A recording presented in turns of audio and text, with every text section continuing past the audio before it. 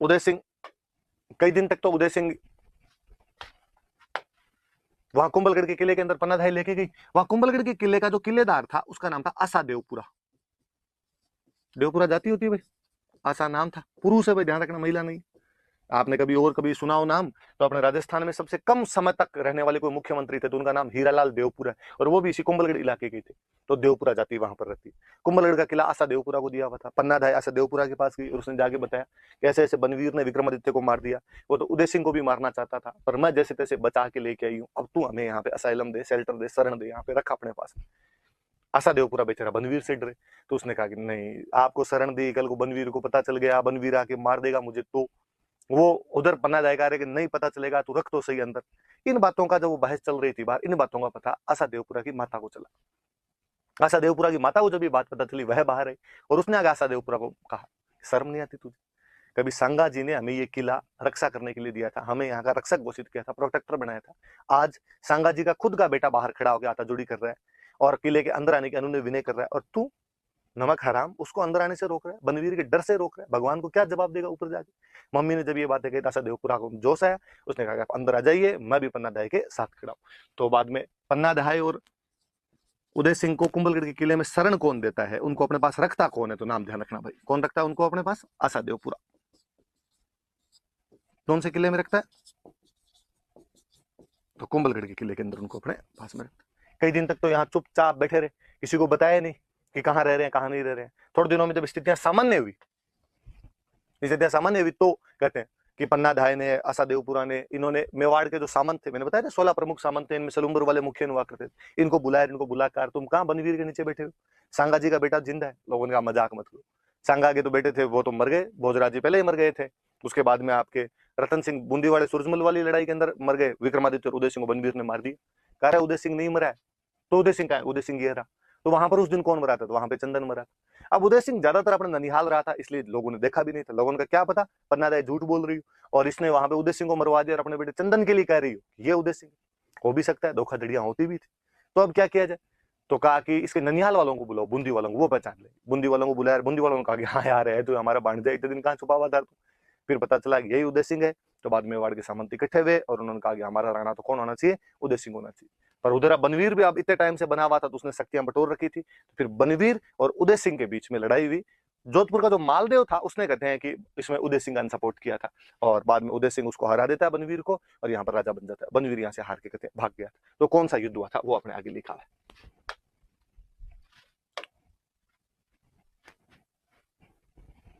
वो पढ़ लेते हैं अपने। तो वो जो युद्ध हुआ था वो युद्ध है ये मावली का युद्ध। मावली उदयपुर के पास में एक जगह पड़ती है। उदयपुर के पास में एक जगह है, और यहां पर किस किस के बीच में युद्ध हुआ? तो ये उदय सिंह और बनवीर के बीच में।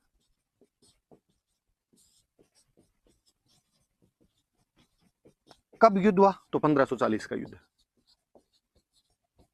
उदय सिंह की सहायता किसने की? तो जोधपुर वाले मालदेव ने उदय सिंह की सहायता की थी। याद रखना, आगे मालदेव और आगे काम आएगा। मालदेव की सहायता की थी, और इस युद्ध में उदय सिंह को जिता दिया था। बनवीर यहाँ से भाग जाता है और उदय सिंह जी बाद में यहाँ पर क्या बन जाते हैं? मेवाड़ में राणा बन जाते हैं। हालांकि बाद में उदय सिंह और मालदेव में यहाँ पर यूं राजीनामा था। मालदेव देख लो खानवा के युद्ध में गया था, उदय सिंह को यहाँ पे राजा बनवाने में सहायता करता है, माउली वाले युद्ध के अंदर इसको जितवाता है। लेकिन बाद में कोई झाली रानी थी, मतलब झालाओं की लड़की थी, झाली हो गई, और उसको लेके मालदेव और उदय सिंह के बीच में वापस विवाद की स्थिति हो गई थी। फिर मालदेव उदय सिंह से नाराज रहने लग गया था, और उन झाली रानी जो उदय सिंह शादी कर लेता है, मालदेव शादी करना चाहता था लेकिन वहां उदय सिंह शादी कर लेता है, और उन जाली रानी के नाम पे कुंभलगढ़ के किले के अंदर महल बने हुए। आगे जब हम कुंभलगढ़ का किला पढ़ेंगे तब हम पढ़ेंगे जाली रानी का माड़िया। तो जो जाली रानी है उसके लिए मालदेव और उदय सिंह के बीच में झगड़ा हुआ था। झालाओं की लड़की थी इसलिए जाली रानी होगी वो। पाली के अंदर जगह पड़ती है खेरवा, खेरवा की राजकुमारी थी वो, खेरवा के सामंत की बेटी थी वो। और उसकी बड़ी बहन की शादी पहले मालदेव से ऑलरेडी हो चुकी थी। वो खुद बहुत सुंदर थी, इसलिए मालदेव अपनी साली से भी शादी करना चाहता था, लेकिन उसके जो पिता भाई थे वो मालदेव से शादी करना नहीं चाहते थे दोबारा। तो कहते हैं उन्होंने उदय सिंह के पास मैसेज किया कि हम तो तुमसे शादी करना चाहते हैं। उदय सिंह वहां पे जाकर शादी करके आ गया था। फिर कुंभलगढ़ के किले में उसको रखता था, इसके लिए महल बनवाए थे। तो जाली रानी के महल, महल को अपनी लोकल भाषा में माड़िया बोलते हैं, तो हो गया जाली रानी का माड़िया। ये उदय सिंह और जो मालदेव वाली लड़ाई है ये बाद में आगे और खूब चली थी। और कहते हैं कि उदय सिंह ने एक युद्ध और किया था, उसमें भी बाद में मालदेव इसके खिलाफ आया था, हरमाड़ा का युद्ध। हरमाड़ा, ये वाला हरमाड़ा अजमेर में पड़ता है, और 1557 में युद्ध हुआ था किसके बीच में? तो उस समय जो अजमेर का सूबेदार था वो था हाजी खां पठान। हाजी का पठान था, तो हाजी खां पठान के और उदय सिंह के बीच में एक युद्ध कोई ऐसा और हुआ था, और हाजी खां पठान उदय सिंह के बीच में, इसमें मालदेव ने हाजी खां पठान का साथ दिया क्योंकि उसकी मालदेव उदय सिंह से बनती नहीं है, और इसमें उसने उदय सिंह को हरा दिया था, वो बदला लेना चाहता था कहीं ना कहीं, इसके अंदर उदय सिंह हार गए। ये भी कोई एक महिला थी, उसके लिए लड़ाई हुई थी, रंग राय नाम की एक महिला थी, वो हाजी खां पठान के पास थी, और पहले उदय सिंह ने हाजी खां पठान की भी सहायता की थी, तो सहायता के बदले में उसने रंग राय को मांगा था, हाजी खां पठान ने रंग राय दी नहीं, तो उदय सिंह ने उस पर हमला कर दिया था। मालदेव को मौका मिला तो मालदेव ने हाजी खां पठान का साथ देके इस युद्ध में उदय सिंह को हरा दिया था। तो ये भी याद रखना कि मालदेव पहले उदय सिंह के साथ होता है, लेकिन बाद में उदय सिंह के खिलाफ हो जाता है। तो माउली वाले युद्ध में तो साथ में था, और हरमाड़ा वाले युद्ध के अंदर वो खिलाफ के अंदर हो जाता है। तो दोनों बातें आप याद रख लेना ये सारी। तो ये भाई आपकी शुरुआती उसके बारे में बातें। अब इसके बाद आगे पढ़ते हैं, देख के आगे देखो लिखा हुआ है उदयपुर की स्थापना, ये याद रखी जाने वाली बातें क्यों, ये भी देखो मैं बताता हूँ। कहते हैं 1559 में, याद रखना मेरी बात, आगे काम आएगी खूबी, इस बात से हम कई रहस्य जाहिर करेंगे। 1559 1559 में उदय सिंह के पोता हुआ, उदय सिंह के बेटे थे महाराणा प्रताप, और महाराणा प्रताप के बेटा हुआ अमर सिंह, अमर सिंह नाम का बेटा हुआ, पोता हुआ। तो एकलिंग जी की धोख लगाने के लिए गए, एकलिंग जी कैलाशपुरी नागदा के अंदर जो मंदिर, एकलिंग जी की धोख लगाने के लिए गए। जब वहां एकलिंग जी की धोख लगाने गए, फिर कहा यार थोड़े दिन आगे और घूम के आते हैं, तो आगे एकलिंग जी से आगे उदयपुर की तरफ चले गए, जहां आज अपना उदयपुर बसा।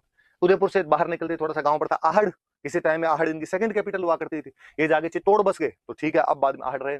आहड़ गया तो उसको वहां का बड़ा अच्छा लगा कि यार थोड़ी समतल सी जमीन है, पास से बेड़च नदी निकलती है एकदम पास में से, और क्यों ना यार यहाँ शहर बसाया जाए, यहाँ शहर बसाया जाए तो थोड़ा अच्छा रहेगा। और कहते हैं इसने वहां पर महल वहल उदय सिंह ने बनवाने शुरू किए थे, आज भी वो महल पड़े, मोती महल बनवाने शुरू किए थे उदयपुर के पास में, आहड़ और उदयपुर के बीच में, वहां पर उस जगह पर। लेकिन वहीं जब उन दिनों में रह रहा था, तो एक दिन शिकार खेलते खेलते थोड़े पहाड़ों की तरफ, आड़ से थोड़े और इधर की तरफ आए, तो वहां एक पहाड़ पर साधु बाबा बैठे थे। उन साधु बाबा ने कहा कि यार तुम वहां राज्य मत बनाओ, जहां मैं बैठा हूं यहाँ बनाओ, और यहाँ पे यदि तुम शहर बसाओगे तो ये वाली जमीन तुम्हारे कब्जे में अधिक समय तक रहेगी। तो उन साधु बाबा के कहने पर पूरा एक नया शहर बसाया गया, उदय सिंह ने शहर बसाया, इसलिए उसका नाम उदयपुर। तो उदयपुर की स्थापना कब हुई है? 1559 के अंदर। फिर वहां पर एक झील बनाई गई, अपने नाम पर एक झील बना दी, उदय सागर। तो ये याद रखना भाई कि उदयपुर की स्थापना कब हुई थी? 1559 के अंदर हुई थी। और कहा जाता है कि उदयपुर का एक नया सिटी क्यों बसाया जाए, एक नई राजधानी क्यों बनाई जाए, तो कहीं ना कहीं ये भी था कि चित्तौड़ का किला पहाड़ पे तो है, पर वो जो पहाड़ी है वो एक सेपरेट हिल है, अलग से एक पहाड़ी है थोड़ी। इसलिए यदि केवल उस पहाड़ी को दुश्मन घेर ले, तो दुश्मन उस पहाड़ी को घेर लेता है, तो उसके बाद में आपका रसद बंद कर सकता है, वो आपका खाना पीना बंद कर सकता है, बाहर से आपको कोई भी सामग्री अंदर नहीं आने देगा।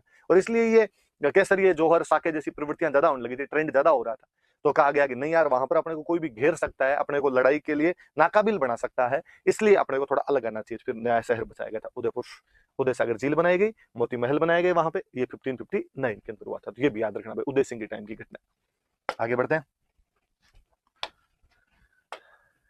इसके आगे लिखा हुआ है चित्तौड़ का तीसरा साका। फिर वो इस साके वाली बात है, क्या क्या चीज हुई देखो। इधर आपके उदय सिंह राणा बना हुआ है, और उधर भारत का मुगल बादशाह बनता है अकबर। अकबर भारत को जीतने में लगा हुआ है। अकबर एक बात जानता था कि राजस्थान में सर्वोपरि स्थान यदि किसी रियासत का है तो मेवाड़, और मेवाड़ के राणाओं को सब बहुत सम्मानजनक नजरों से देखते थे, हिंदुआ सूरज माना जाता था उनको। उसको लगता था यार यदि मैं चित्तौड़ पे कब्जा कर लेता हूं, यदि मैं मेवाड़ के राणा को अपने अधीन कर लेता हूं, तो बाकी वाले सौते मेरे अधीन आ जाएंगे। इसलिए उसने 1567-68 में मेवाड़ पर हमला कर दिया। 1567-68 एडी में, अक्टूबर के आसपास में 67 में यहां पर हमला करता है। वो यहां पर हमला कर देता है। यहां पर हमला किया तो चित्तौड़ वाले सारे बैठे और कहा भाई अकबर का हमला होने वाला, क्या किया जाए। इस बार दिमाग लगाया इन लोगों ने, और इन्होंने दिमाग लगा कहा कि यार देखो, हर बार को बड़ा दुश्मन हमला करता है, और अपना तरीका क्या होता है, अपना रवैया क्या होता है उसके प्रति, कि अपने साका कर लेते हैं, सारी महिलाएं जोहर कर लेती है, सारे पुरुष केसरिया कर लेते हैं। कहा कि नहीं यार, इस बार ये वाला तरीका बंद किया जाए। इसमें तो यार क्या होता है, सारे लड़ते हुए मारे जाते हैं और दुश्मन कब्जा कर लेता है, और बाद में वापस किले को लेने में, वापस राज्य को लेने में यार जी जान लग जाती। देख लो 1303 में अलाउद्दीन खिलजी ने हमला किया, रतन सिंह सहित पूरा परिवार लड़ता हुआ मारा गया। 23 साल बाद में जाके हमीर वापस गुहिलों के कब्जे में ला पाया। बीच में खिजर खान, मालदेव सोनगरान, उसका बेटा जैसा सोनगरान, भगवान जाने यार कौन कौन आ गए थे। अब उसके बाद 1535 में रानी कर्मावती वाला जोहर देख लो, रानी कर्मावती मारे गए, जोहर कर लेते हैं। उनके अलावा अच्छे अच्छे जितने भी सेनापति थे वो सब जोहर कर लेते हैं, केसरिया के अंदर लड़ते हुए मारे जाते हैं। फिर कोई ढंका बंदा ही नहीं बचा अपने पास, इसलिए बनवीर को बनाना पड़ा, और बनवीर ने ज्यादा नहीं तो कम से कम 4-5 साल का डिस्टर्बेंस तो कम से कम उपस्थित कर ही दिया था। तो क्या किया जाए, तो इस बार एक काम किया जाए कि आधे लोग तो किले के अंदर रहेंगे, आधे लोग किले के बाहर चले जाएंगे। ठीक है, किले के अंदर कौन रहेगा, किले के बाहर कौन जाएगा? का जो राजा होता है वो स्टेट का सीधा सीधा प्रतिनिधि होता है, वो चेहरा होता है। राजतंत्र में कहते भी थे यथा राजा तथा प्रजा। तो यदि राजा मर जाता है तो प्रजा का मनोबल वैसे ही टूट जाता है, कॉन्फिडेंस डाउन रहता है, मोरल डाउन रहता है। इसलिए राजा का बना रहना बहुत जरूरी है। इसलिए राजा तो जाए बाहर और बाकी वाले लोग रहे अंदर। उदय सिंह ने कहा ऐसे कैसे हो सकता है, मैं बाहर क्यों जाऊं, मैं तो अंदर रहूंगा। कहा नहीं नहीं सर, समझिए आप, हर बार हमने इन जिद्दों की वजह से, हमने इन वीरता की वजह से, और हमारे जो स्ट्रेटजी होती है वो फ्लॉप हो जाती है। दुश्मन कब्जा कर लेता है किले पर, चारों तरफ से घेरा बना लेता है, हमें केसरी और जौहर जैसी प्रवृत्तियां करनी पड़ती है। इसलिए इस बार डिप्लोमेसी यूज ली जाए, इस बार कूटनीति का प्रयोग किया जाए। आधे बाहर जाओ, आधे अंदर रहो। आधे अंदर जो रहेंगे वो किले को बचाने का प्रयास करेंगे, यदि बचा लेते हैं तो वेल एंड गुड, और यदि नहीं बचा पाए, किले पे दुश्मन का कब्जा भी हो गया, तो राणा जी बाहर बैठे बैठे नई सेना बना के हमला करके छीनने का प्रयास तो करेंगे। और जब राणा जी जीवित रहेंगे तो उनके साथ में बाकी जनता स्वतः जुड़ जाएगी। इसलिए प्लीज इस बार ये करके देख लो। तो ठीक है साहब, का उदय सिंह तो बाहर चले जाए, तो अंदर कौन रहेगा किले के? तो अंदर 2 सीनियर ऑफिसर थे, उनको कहा आप संभालो इसको। कौन सीनियर ऑफिसर? तो अंदर 2 बंदों को छोड़ के, एक था जयमल मेड़तिया,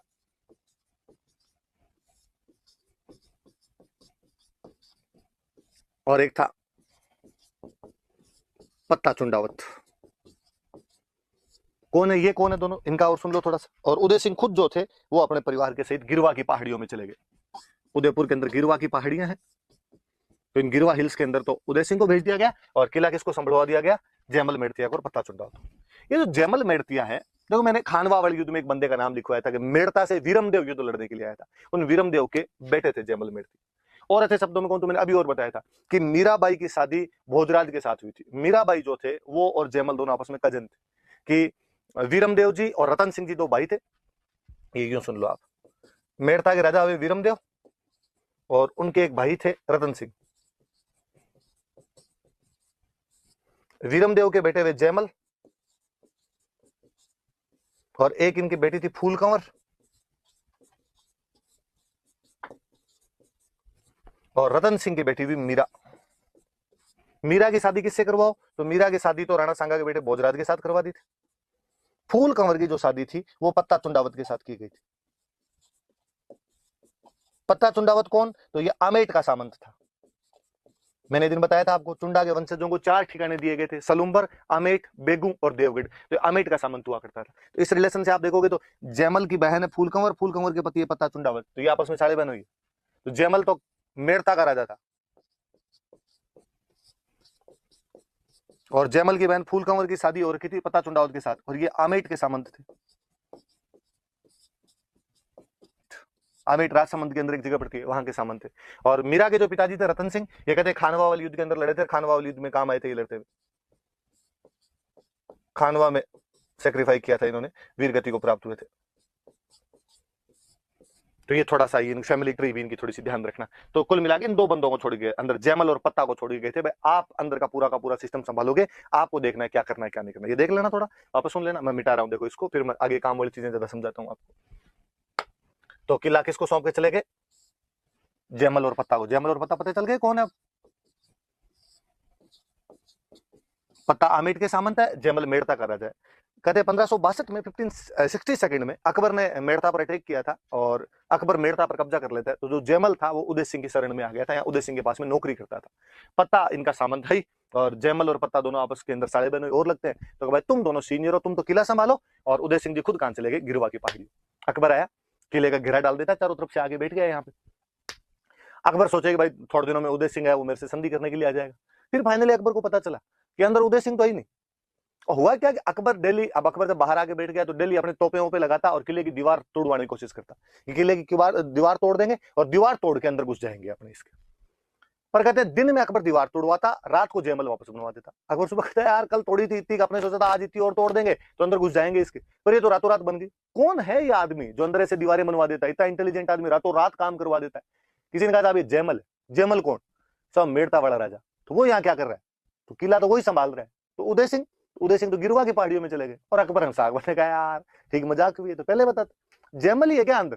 क्यों अब क्या हो जाएगा जयमल है अंदर? तो अरे तो क्या यार, किला उदय सिंह का है, उदय सिंह खुद नहीं है, किसी पड़ोसी को संभलवा के गया है, किसी नौकर को संभलवा के गया है, किसी अपने बंदे को दे के गया है। एक तो किसी बंदे का खुद का घर होता है, उससे छीनने में दिक्कत आती है। किसी दूसरे को दिया तो लोभ लालच साम दाम दंड भेद कई चीजें छीन सकते हैं अपन। और अकबर ने जयमल के पास मैसेज किया कि जयमल सॉरी यार, मुझे पता ही नहीं था यार तू यहाँ पे नौकरी कर रहा है, और तू यहाँ पे क्यों नौकरी कर रहा है, क्यों रह रहा है यहाँ पे, क्योंकि मैंने तेरे से मेड़ता छीन लिया। चल छोड़, जो बातें हुई उनको भूल जाते हैं, उनके पीछे दौड़, तू तो अपने वापस मेड़ता चला जा, मैं तुझे मेड़ता का राजा वापस बना देता हूँ, और तू मेरे को ये चित्तौड़ दे दे, और तेरा चित्तौड़ के अंदर पढ़ाई क्या है, तू चित्तौड़ मुझे दे दे। जयमल का वापस रिप्लाई है अपने किसी राजस्थानी, एक दोहा है बहुत अच्छा सा, उस पे जयमल वापस कहता है कि है गढ़ मारो हूं धनी, धनी मतलब मालिक, कि गढ़ मेरा है मैं इसका मालिक हूं। कैसे कि है गढ़ मारो हूं धनी, असुर फिरे किम आन, असुर मतलब दुश्मन, दुश्मन कैसे आ सकता है। कुंचा ज्यों चित्रकूट रही, कुंचा मतलब चाबी, चित्रकूट मतलब चित्तौड़, कुंचा ज्यों चित्रकूट रही दीदी मोही दीवान। मैंने बताया था मेवाड़ में राजा जी को दीवान बोलते थे, कि चित्रकूट की चाबियां दीवान जी मुझे देकर गए हैं, इसलिए किला मेरा है, मैं इसका मालिक हूं, और दुश्मन इसके ऊपर कब्जा नहीं कर सकता है। कुंचा ज्यों चित्रकूट रही दीदी मोही दीवान, कि चित्रकूट की चाबियां दीवान जी मुझे देकर चले गए, है गढ़ मारो हूं धनी असुर फिरे की मान, इसलिए दुश्मन तो इस पे कब्जा नहीं कर सकता। अकबर लगा यार आदमी टेढ़ा हो रहा है। अकबर ने कहा यार गुस्सा मत कर, चल गुस्से को थूक दे, एक काम करते हैं अपने, मेड़ता तो तेरा खुद का है, वो तो तेरे को दे ही दिया, मैं साथ में एक के साथ एक फ्री वाला ऑफर और देता हूँ तेरे को, नागौर और दे देता हूँ, दो ले ले तू, अपने ये मेड़ता भी ले ले और नागौर भी ले ले, और ये दोनों लेके तू वहां पे चला जा, वहां का राजा बन जाता, बड़ा राज्य मिल जाएगा, क्यों लोगों की नौकरियां करता घूम रहा है, और मुझे चित्तौड़ दे दे। जयमल का वास्तव में वाकई बहुत शानदार था, दोबारा रिप्लाई उसका, जयमल वापस कहता है कि भूख न मेटे मेड़तोर, ना मेटे नागौर, आ रजवट भूख अनोखड़ी ने मरिया मिटा चित्तौड़, कि तेरे मेड़ता और नागौर देने से तो मेरी भूख आज मिटे न कल मिटे, ये तो रजपूती की भूख है, वीरता की भूख है, जो मरने पे मिटेगी। अब सीधा सा लगता है भाई अब युद्ध असंभव ही हो गया, जयमल किसी भी सूरत में मानने के लिए तैयार नहीं है। फिर फाइनली अकबर ने ध्यान रखना शुरू किया कि रात को कब वापस दीवारें वगैरह चुनवाते हैं, और कहते हैं एक दिन जब जयमल अपनी दीवार चुनवा रहा था, ऊपर दीवार पर खड़ा था, अकबर नीचे से अपनी बंदूक से निशाना लगाता है, जयमल की पैर में गोली लगती है, जयमल घायल हो जाता है। अकबर की जो बंदूक थी उस बंदूक का नाम था संग्राम, संग्राम नाम की बंदूक से उसने गोली चलाई थी। याद रख लेना भाई, कभी कोई पूछ ले कि संग्राम क्या है, तो अकबर की गन का नाम है, और इसी से गोली से जयमल घायल हो गया था। उधर न केवल जयमल घायल हो गया, बल्कि किले का जो अनाज और पानी का सिस्टम था वो गड़बड़ा गया। अब तो एक ही तरीका है, अब क्या करना पड़ेगा अपने को, तो अपने को साका करना पड़ेगा। साके में दो चीजें होती, एक तो होता है जौहर और एक होता है केसरिया। ठीक है साहब, करेंगे अपने तो जौहर और केसरिया करेंगे। जौहर कौन करे, तो जो पत्ता की पत्नी थी, जो जयमल की बहन थे फूल कंवर, उन्होंने कहा मैं कर लूंगी भाई, चिंता ही मत करो। तो जौहर तो किसके नेतृत्व में किया गया, फूल कंवर के नेतृत्व में। फूल कंवर कौन है, पत्ता की पत्नी है, और जयमल की क्या लगते हैं, बहन लगते हैं। केसरिया 8,000 फौजी थे, ये जयमल और पत्ता के नेतृत्व में उतरे। अब कहते हैं जयमल पैर में गोली लग गई तो चला नहीं जाता था, तो जब केसरी के निकलने लगे, सारे सैनिक तैयार होने लगे, तो जयमल रोने लगे, और जयमल ने कहा देखो यार कितना बुरा दिन आया है, तुम सब को आज मौका मिला है देश के लिए लड़ने का, देश के लिए कुछ करने का, वीर गति को प्राप्त होने का, चित्तौड़ की रक्षा में मरने का, और मैं दुर्भाग्यशाली, दीवान जी राणा जी मुझे चाबियां दे के गए, मैं गढ़ का मालिक, मैं किले का स्वामी, लेकिन फिर भी पैर में गोली लगे होने की वजह से मैं नहीं लड़ पाऊंगा, और इस वजह से मैं दुखी हूं कि जब तुम सारे लड़ते हुए मारे जाओगे, दुश्मन मुझे उठाकर ले जाएगा, दुश्मन पता नहीं क्या करेगा, क्या करेगा वो तो कोई बात नहीं, मैं लड़ नहीं पा रहा हूं, ये दुख ज्यादा सालता है मुझे। और कहते हैं कि जयमल के सेना के अंदर एक सिपाही था कल्ला राठौड़, और कल्ला राठौड़ ने जयमल से कहा अंकल यार ऐसे रो मत, जयमल भी राठौड़ थे, कल्ला भी राठौड़, उसने अंकल ऐसे रो मत, आप तो एक काम करो, आप मेरे कंधों पे बैठ के लड़ाई कर लेना। तो कहते हैं जयमल ने कल्ला राठौड़ के कंधों पर बैठकर लड़ाई की थी, नीचे से 2 हाथ कल्ला के चल रहे, ऊपर से 2 हाथ जयमल के चल रहे, इसलिए आज भी हम कल्ला राठौड़ को 4 हाथों का देवता कहते हैं, गॉड विद 4 हैंड्स, कि कल्ला जी 4 हाथों के देवता थे, 4 हाथों का देवता कहा जाता है इनको। और लड़ते हैं शानदार से, हनुमान पोल और भैरव पोल के बीच में दोनों लड़ते हुए मारे गए थे वहां पे। पोल का मतलब दरवाजा होता है, तो हनुमान पोल और भैरव पोल के बीच में पत्ता चुंडावत और शानदार तरीके से लड़ता है, राम पोल के पास में पत्ता चुंडावत लड़ता हुआ शहीद हो जाता है। वो 25 फरवरी 1568 था, जिस दिन अकबर चित्तौड़ के किले पर कब्जा कर लेता है। वही हुआ जो हमेशा से होता आया था, अकबर को भयंकर नुकसान पहुंचाया था इन वीरों ने, बहुत बहादुरी से ये लड़े थे। अकबर को जब इतना नुकसान पहुंचा, अंदर गया, अंदर कोई नहीं, सुनसान राख उड़ती हुई नजर आ रही थी। वापस एक बार फिर से वही निर्दोष लोगों का कत्लेआम किया गया। हमारी किताबों के तथाकथित धर्मनिरपेक्ष राजा 30,000 लोगों के कत्लेआम के समर्थक है। 30,000 लोग कटवा दिए थे। पहले कभी अलाउद्दीन खिलजी कटवा के गया था 1303 में, दोबारा यहाँ पर अकबर ने कटवा दिए थे 1568 के अंदर। चित्तौड़ में 2 कत्लेआम किए गए मुस्लिम राजाओं द्वारा, और अकबर ने यहाँ पर बाद में सिक्का चलाया था, सिक्का एलची। ये याद रखना भाई, कोई पूछ लेगा कि चित्तौड़ के तीसरे साके के बाद या चित्तौड़ पर कब्जा करने के बाद में अकबर ने यहाँ पर कौन सा सिक्का चलाया था, सिक्का एलची नाम का एक सिक्का था, ये चलाया गया। पूछा हुआ क्वेश्चन है, दोबारा कोई पूछ ले। कोइन का नाम है, एलची नाम का कोइन चलाया था। तो ये थोड़ी सी बात आप याद रख लेना, और वो चित्तौड़ पर यहाँ पर कब्जा कर लेता है। कहते हैं अकबर ने चित्तौड़ पर कब्जा तो कर लिया था, लेकिन वो जैमल और पत्ता से दोनों से बड़ा प्रभावित हुआ। उसको लगा यार बहादुर लोग क्या लड़े यार, किसी दूसरे के घर के लिए लड़ना अपने आप में बहुत बड़ी बात होती है। और कहते हैं अकबर ने इन दोनों की मूर्तियां आगरा के किले में लगवाई थी। आगरा किले में हाथी पे चढ़ी हुई इन दोनों की मूर्तियां लगाई गई थी। किसी कवि का एक बहुत अच्छा दुआ है कि जयमल बढ़ता जीवने, जीवने मतलब राइट, बढ़ता मतलब घुसते, जयमल बढ़ता जीवने फत्तो डावी पास, डावी मतलब लेफ्ट, कि फत्ता लेफ्ट की तरफ था और जयमल राइट की तरफ था। जयमल बढ़ता जीवने फत्तो डावी पास, हिंदू चढ़िया हाथियां, ये वो दोनों हिंदू हाथियों पर बैठे हुए थे, अड़ियो जस आकाश। और उनका जो यश, उनकी कीर्ति, उनकी फेम जो थी वो आकाश के टकर रही थी, उसको छू रही थी, वो उसको स्पर्श कर रही थी। पर कहते हैं बाद में औरंगजेब जब राजा बना, औरंगजेब ने पूछा भाई ये कौन है दोनों, किसकी मूर्तियां हाथी पे चढ़े हुए आगरा के बाहर यहाँ पे। लोगों का साहब ये 2 बहादुर हिंदू सेनापति थे, जयमल और पत्ता। का अच्छा तो अपनी तरफ लड़ते हुए मारे गए। लोगों का ना ना ना, अपनी तरफ नहीं, इन्होंने तो अपने को मारा था खूब सारी। तो मूर्तियां किसने लगवाई? कि वो आपके जो परदादा जी थे ना अकबर, वो इनकी वीरता से प्रभावित हुए थे, उन्होंने लगवाई। औरंगजेब ने कहा परदादा जी की तो दिमाग की थोड़ी हिली हुई थी सुइयां, इन मूर्तियों को पटको, और कहते उसने ये मूर्तियां यहाँ से हटवा दी थी। पर ये मूर्तियां अपने राजस्थान में एक जगह हो गई, बीकानेर में अपने एक किला पड़ता है जूनागढ़, और कहते हैं राय सिंह जी ने इन दोनों की मूर्तियां और बीकानेर के किले में भी लगवाई थी। आप कभी बीकानेर का जूनागढ़ किला देखने जाओ तो सूरज पोल, उसके अंदर घुसते ही गेट का नाम है सूरज पोल, आप देखना उस सूरज पोल पर आज भी जयमल और पत्ता की मूर्तियां लगी हुई। तो कोई पूछे राजस्थान के कौन से किले में इनकी मूर्तियां लगी हुई है जयमल पत्ता की, तो जूनागढ़ किले में। कौन सी पोल पे लगी हुई है, तो सूरज पोल के ऊपर लगी हुई है, राय सिंह जी ने वो मूर्तियां लगवाई थी। थोड़ा सा अलग से आप याद रख लेना। पर आगरा किले में पहले ये मूर्तियां लगी हुई थी। इसका वर्णन एक यात्री आया था अपने यहाँ पे, बर्नियर नाम करके एक यात्री आया था, और बर्नियर ने एक बुक लिखी थी, travels in the Mughal empire. तो वो जो travels in the Mughal empire नाम की एक बुक है, उसके अंदर बर्नियर लिखता है कि हाँ ये मूर्तियां थी, मैंने देखी। उस वाली बुक से अपने को पता चलता है कि नहीं यार यहाँ पे मूर्तियां वगैरह पहले से लगी हुई थी। आगे देखो, इसमें होना चाहिए बर्नियर वाली बुक का भी। ये देखो, ये बुक ही, अच्छा बुक ही लगाई हुई है, ये देख लो आप। फ्रेंकोइस बर्नियर की बुक है, travels in the Mughal empire, और इसके अंदर आगरा के अंदर जो जयमल पत्ता की मूर्तियां उनका वर्णन है, याद रख लेना थोड़ा सा। मिडिवल हिस्ट्री पढ़ोगे आप नरेंद्र सर से, तो इनके बारे में थोड़ा और पढ़ोगे, इस बुक के बारे में क्या लिखा हुआ क्या नहीं लिखा हुआ। और अब अकबर ने 25 फरवरी 1568 को यहाँ पे कब्जा कर लिया चित्तौड़गढ़ पर, तो और उसके बाद उदय सिंह को वापस यहाँ पे चित्तौड़ में आने नहीं दिया था। उदय सिंह कई दिनों तक इधर उधर संघर्ष करते रहे, कई दिन कुंभलगढ़ के अंदर रहे, फाइनली गोगुंदा आ गए थे वो लोग, गोगुंदा में आके रहने लगे थे। और यहाँ पे गोगुंदा के अंदर ही 28 फरवरी 1572 को होली का दिन था, डेथ हो गई थी। और वहीं गोगुंदा के अंदर ही बाद में उदय सिंह की छतरी बनाई गई थी। छतरी कल मैंने बताई थी, कैनोपी का 2, सेनोटॉप का 2, ये इनकी कहां पर बनाई गई थी? तो गोगुंदा के अंदर ही, होली वाले दिन इनके देहांत हुए थे। उदय सिंह एक गलती और कर गए थे। उदय सिंह के सबसे बड़े बड़े प्रताप थे, लेकिन उदय सिंह का अपनी एक भटियाणी रानी थी, और उस भटियाणी रानी पे थोड़ा विशेष लगाव था, और उसका जो बेटा था उसका नाम था जगमाल। और उदय सिंह जी मरते मरते प्रताप को राजा नहीं बना के गए थे, राजा किसको बना गए थे? जगमाल को राजा बना गए थे। आगे जब हम प्रताप पढ़ेंगे तब हम पढ़ेंगे किस प्रकार मेवाड़ के जो फ्यूडल लॉर्ड्स थे उन्होंने जगमाल को हटा कर वहां पर राजा किसको बना दिया था? प्रताप को राजा बना दिया था। ये वाली बातें पढ़ना, याद करके रखना आप, अगली क्लास में अपने प्रताप पढ़ेंगे। धन्यवाद।